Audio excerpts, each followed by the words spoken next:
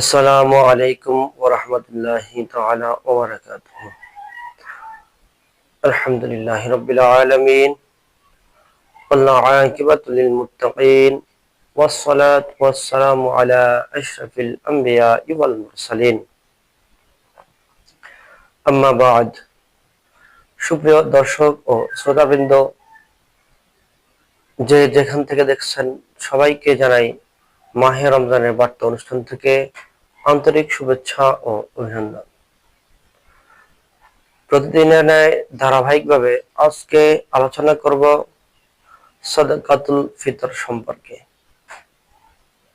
সুপ্রিয় দর্শক ও শ্রোতাবৃন্দ, ফিতর আরবি শব্দ।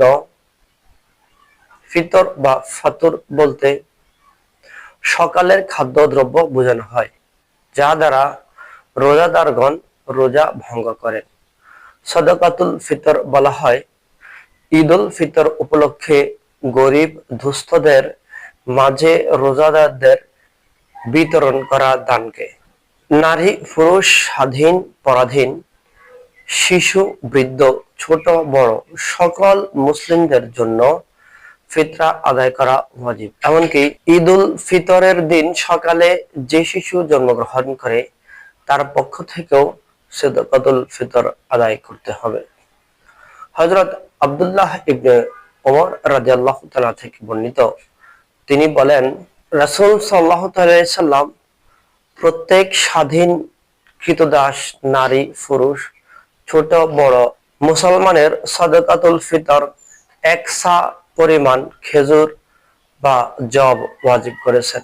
তিনি লোকদেরকে ঈদের নামাজে বের হওয়ার পূর্বেই সাদাকাতুল ফিতর আদায় করার আদেশ দিয়েছেন। সাদাকাতুল ফিতর সম্পর্কিত হাদিসগুলো পর্যালোচনা করলে এই বিষয়ে মোট 5 প্রকার খাদ্যের বর্ণনা পাওয়া যায়, যেমন জব, খেজুর, পনির, কিশমিশ ও গম। এই 5 প্রকারের মধ্যে জব, খেজুর, পনির ও কিশমিশ দ্বারা সাদাকাতুল ফিতর আদায় করতে চাইলে প্রত্যেকের জন্য 1 সা তথা 3270.6 গ্রাম বা 3 কেজি 270 গ্রাম থেকে কিছু বেশি দিতে হবে।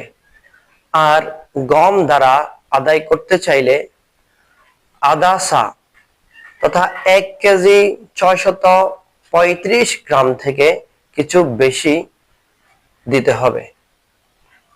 হাদিসে ফাঁকে এই 5টি দ্রব্যের যে কোনো একটি দ্বারা ফিতরা আদায়ের সুযোগ দেওয়া হয়েছে, যেন মুসলমানগণ নিজ নিজ সামর্থ্য ও সুবিধা অনুযায়ী এর যে কোনো একটি দ্বারা সাদাকাতুল ফিতর আদায় করতে পারে। সুপ্রিয় দর্শক ও শ্রোতাবৃন্দ, বিজ্ঞ উলামায়ে কেরামগণের মতামত অনুসারে এই বছরের সর্বনিম্ন সাদাকাতুল ফিতর 115 টাকা ধার্য করা হয়েছে। আমরা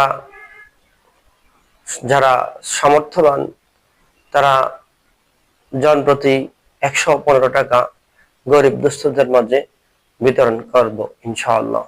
প্রতিদিন মাহে রমজানের বার্তা অনুষ্ঠানটি দেখার আমন্ত্রণ জানিয়ে আজ এখানেই শেষ করছি। আসসালামু আলাইকুম ওয়া রাহমাতুল্লাহ।